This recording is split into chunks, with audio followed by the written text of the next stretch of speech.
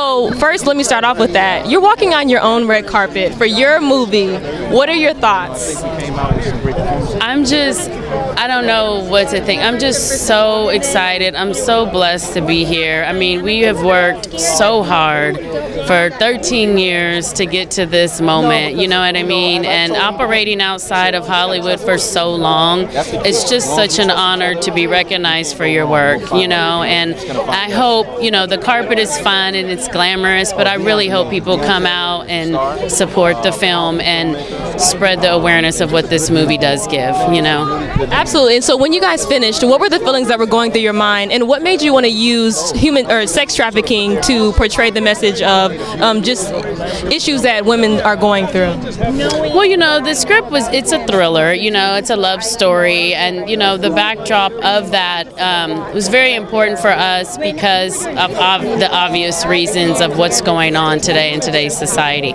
We didn't know it would become so relevant now when it came released, but I mean, it was a passion project for me. I have my own story that I'll tell one day, you know, but we had a really touchy situation with our daughter over social media, and just normal, you know, normal being online and people preying on her, and I was like, oh my God, we have to make this movie. And so we switched a little bit of the content to portray and create an education part of it. And it's hard when you're doing a thriller to keep it a thriller and not make it so dark and go into that whole world, because that's not what it was supposed to be. That's just the backdrop. But yeah. And even though you said that you didn't know that you were going to be in this current time where women's issues are such a big topic of discussion right now, how do you feel that Traffik fits into that narrative and that message? Well, you know, Traffik, I think, is a name that, you know,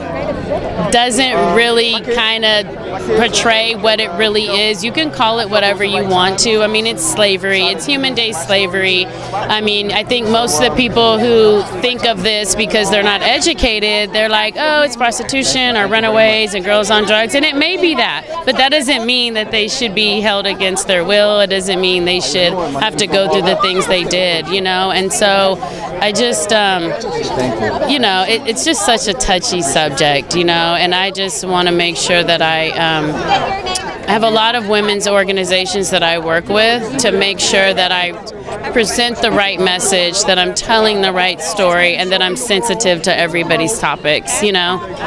Yeah. And I'm happy to hear that you're working with groups. That's amazing. I mean, you have to. I mean, because, I mean, when I first started, one of the women, Tony Dravera, who really caught my eye is she was trafficked at the age of 13, right, from Atlanta in the Freaknik, and then she turned around, she got out and became a trafficker. And then she got out, and now she's a mentor or whatever. But you know, she thought at that moment, oh my God, I got out, so I'm not being trafficked. But now you're trafficking other women. So she felt like there was a progression in that, in her world, right? But it's very important to make sure that you understand what's happening, you tell the right story, and you help in any way you can, you know?